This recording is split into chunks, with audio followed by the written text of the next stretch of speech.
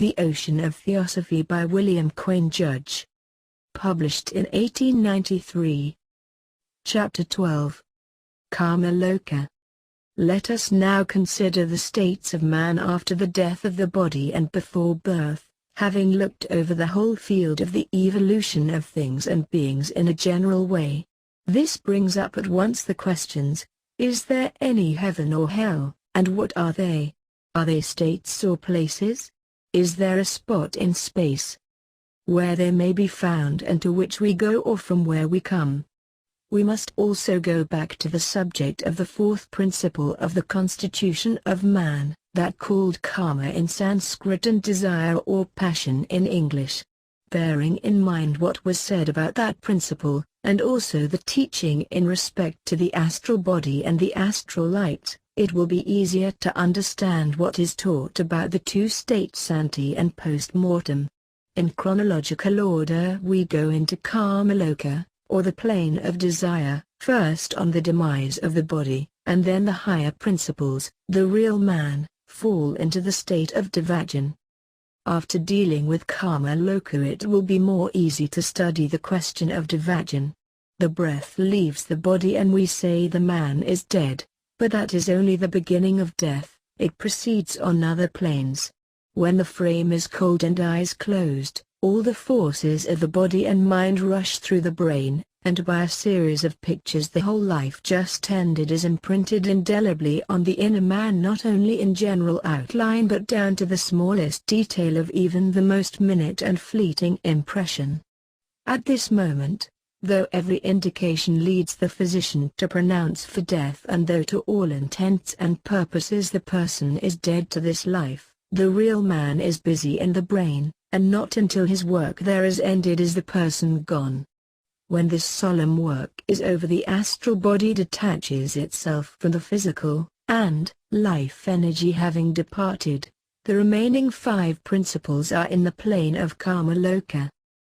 The natural separation of the principles brought about by death divides the total man into 3 parts. First, the visible body with all its elements left to further disintegration on the earth plane, where all that it is composed of is in time resolved into the different physical departments of nature. Second, the Karma Rupa made up of the astral body and the passions and desires, which also begins at once to go to pieces on the astral plane. Third, the real man, the upper triad of Atma Buddhi Manas, deathless but now out of earth conditions, devoid of body, begins in Devachan to function solely as mind clothed in a very ethereal vesture which it will shake off when the time comes for it to return to earth. Karma Loca, or the place of desire, is the astral region penetrating and surrounding the earth. As a place it is on and in and about the earth. Its extent is to a measurable distance from the earth, but the ordinary laws obtaining here do not obtain there, and entities therein are not under the same conditions as to space and time as we are. As a state it is metaphysical, though that metaphysic relates to the astral plane.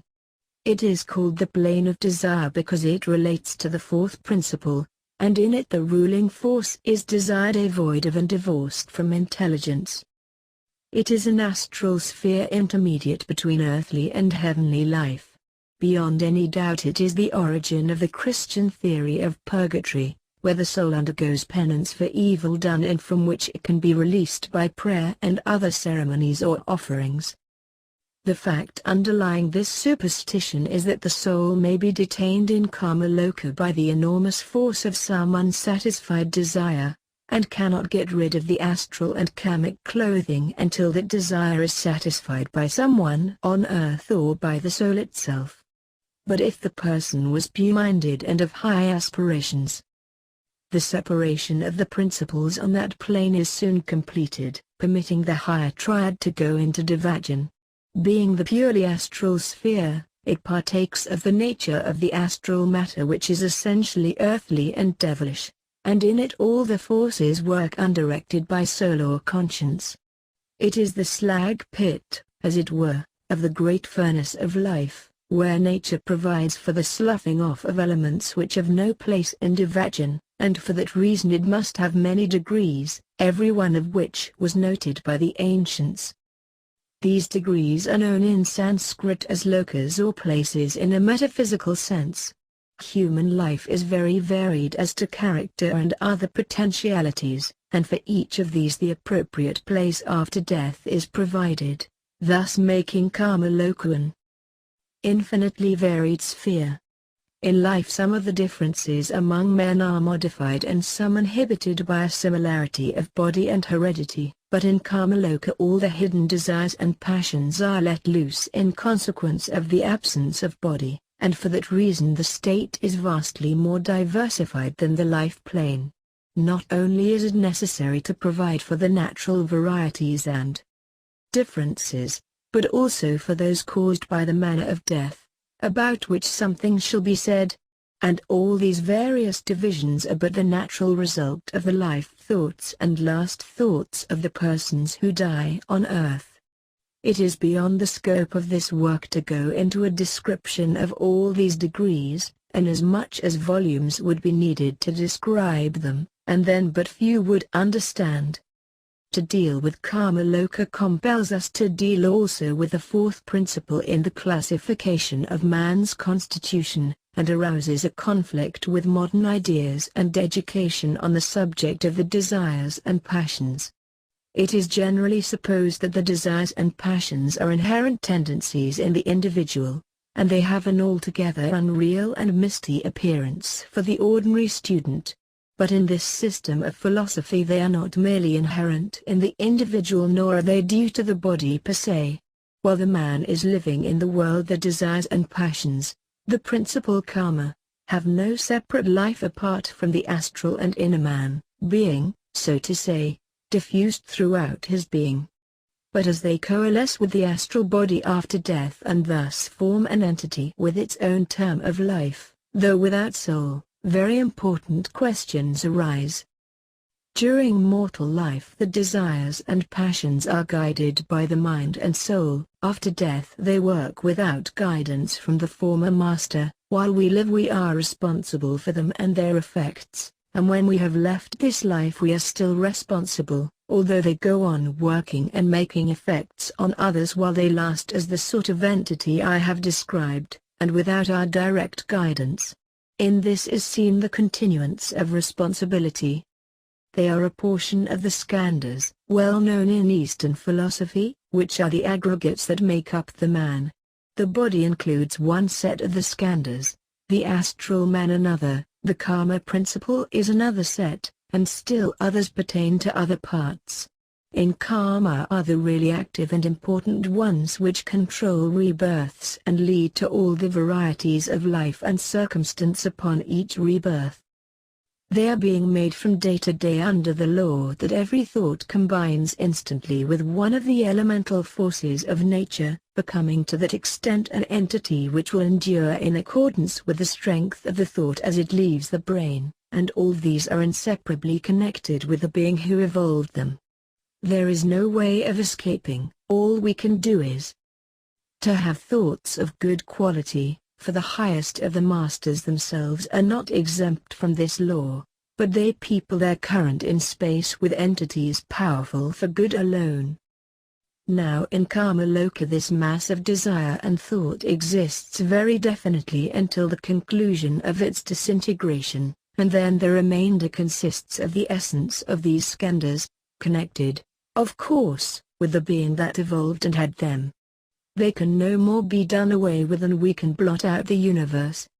Hence they are said to remain until the being comes out of division, and then at once by the law of attraction they are drawn to the being, who from them as germ or basis builds up a new set of skandhas for the new life.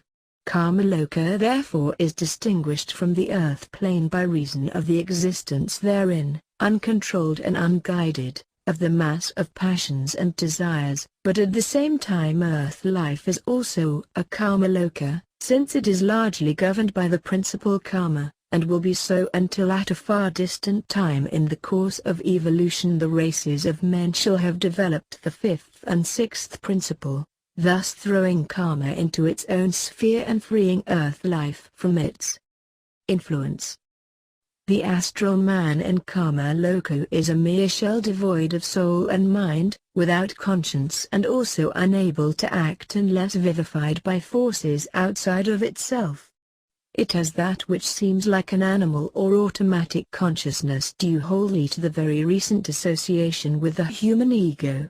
For under the principle laid down in another chapter, every atom going to make up the man has a memory of its own which is capable of lasting a length of time in proportion to the force given it. In the case of a very material and gross or selfish person, the force lasts longer than in any other, and hence in that case the automatic consciousness will be more definite and bewildering to one who without knowledge dabbles with necromancy. Its purely astral portion contains and carries the record of all that ever passed before the person when living, for one of the qualities of the astral substance is to absorb all scenes and pictures and the impressions of all thoughts, to keep them, and to throw them forth by reflection when the conditions permit.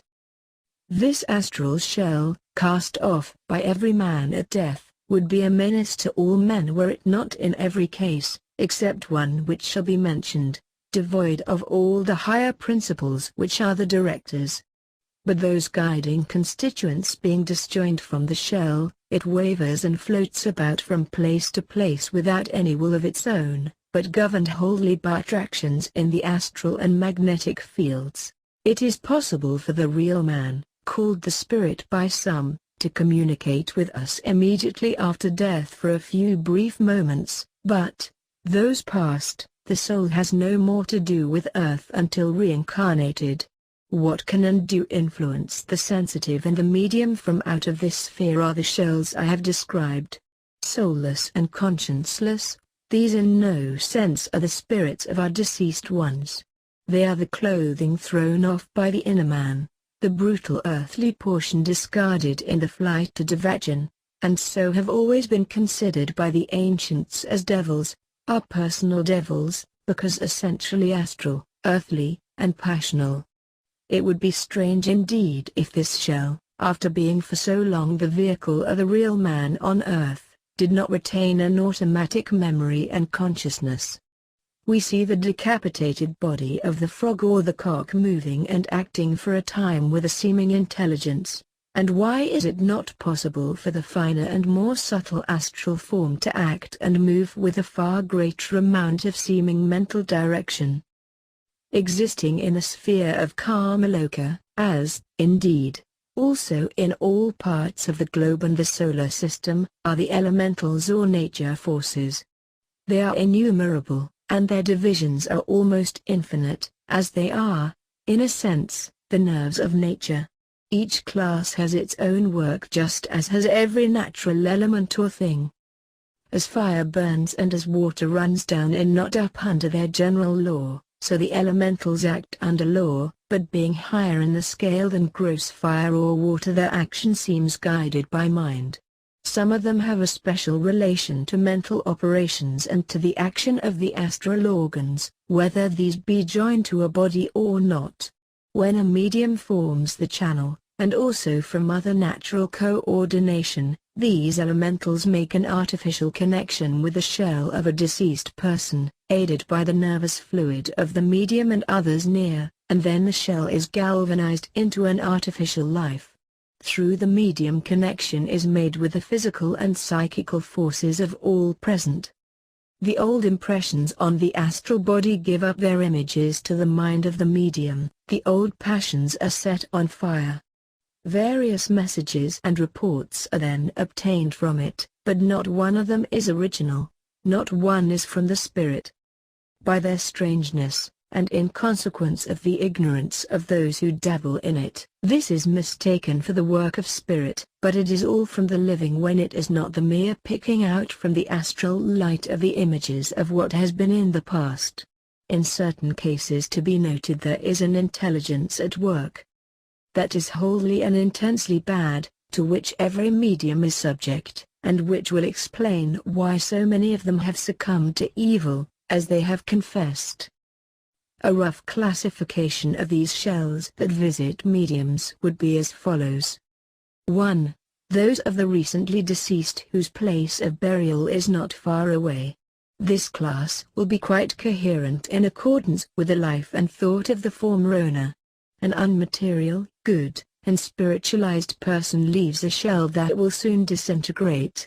A gross, mean, selfish, material person's shell will be heavy, consistent, and long-lived, and so on with all varieties. 2. Those of persons who had died far away from the place where the medium is. Lapse of time permits such to escape from the vicinity of their old bodies, and at the same time brings on a greater degree of disintegration which corresponds on the astral plane to putrefaction on the physical. These are vague, shadowy, incoherent, respond but briefly to the psychic stimulus, and are whirled off by any magnetic current. They are galvanized for a moment by the astral currents of the medium and of those persons present who were related to the deceased. 3. Purely shadowy remains which can hardly be given a place. There is no English to describe them, though they are facts in this sphere. They might be said to be the mere mold or impress left in the astral substance by the once coherent shell long since disintegrated. They are therefore so near being fictitious as to almost deserve the designation. As such shadowy photographs, they are enlarged, decorated, and given an imaginary life by the thoughts, desires, hopes, and imaginings of medium and sitters at the séance. 4. Definite, coherent entities, human souls bereft of the spiritual tie, now tending down to the worst state of all, avicii, where annihilation of the personality is the end. They are known as black magicians. Having centered the consciousness in the principle of karma, preserved intellect, divorced themselves from spirit, they are the only damned beings we know. In life they had human bodies and reached their awful state by persistent lives of evil for its own sake. Some of such already doomed to become what I have described, are among us on earth today. These are not ordinary shells, for they have centered all their force in karma, thrown out every spark of good thought or aspiration, and have a complete mastery of the astral sphere. I put them in the classification of shells because they are such in the sense that they are doomed to disintegration consciously as the others are to the same end mechanically only. They may and do last for many centuries, gratifying their lusts through any sensitive they can lay hold of where bad thought gives them an opening. They preside at nearly all séances, assuming high names and taking the direction so as to keep the control and continue the delusion of the medium, thus enabling themselves to have a convenient channel for their own evil purposes. Indeed, with the shells of suicides, of those poor wretches who die at the hand of the law, of drunkards and gluttons, these black magicians living in the astral world hold the field of physical mediumship and are liable to invade the sphere of any medium no matter how good. The door once open, it is open to all. This class of shell has lost higher manners, but in the struggle not only after death but as well in life the lower portion of manners which should have been raised up to godlike excellence was torn away from its lord and now gives this entity intelligence which is devoid of spirit but power to suffer as it will when its final day shall come. In the state of karma loca suicides and those who are suddenly shot out of life by accident or murder, legal or illegal, pass a term almost equal to the length life would have been but for the sudden termination. These are not really dead. To bring on a normal death, a factor not recognized by medical science must be present. That is, the principles of the being as described in other chapters have their own term of cohesion, at the natural end of which they separate from each other under their own laws. This involves the great subject of the cohesive forces of the human subject, requiring a book in itself. I must be content therefore with the assertion that this law of cohesion obtains among the human principles. Before that natural end the principles are unable to separate. Obviously the normal destruction of the cohesive force cannot be brought about by mechanical processes except in respect to the physical body. Hence a suicide, or person killed by accident or murdered by man or by order of human law, has not come to the natural termination of the cohesion among the other constituents, and is hurled into the Karma-Loka state only partly dead. There the remaining principles have to wait until the actual natural life term is reached, whether it be 1 month or 60 years. But the degrees of Karma-Loka provide for the many varieties of the last mentioned shells. Some pass the period in great suffering, others in a dreamy sort of sleep, each according to the moral responsibility. But executed criminals are in general thrown out of life full of hate and revenge, smarting under a penalty they do not admit the justice of. They are ever rehearsing in Karma-Loka their crime, their trial, their execution, and their revenge. And whenever they can gain touch with a sensitive living person, medium or not, they attempt to inject thoughts of murder and other crime into the brain of such unfortunate. And that they succeed in such attempts the deeper students of Theosophy full well know. We have now approached Devachan. After a certain time in Karma-Loka the being falls into a state of unconsciousness which precedes the change into the next state. It is like the birth into life, preluded by a term of darkness and heavy sleep. It then wakes to the joys of Devachan,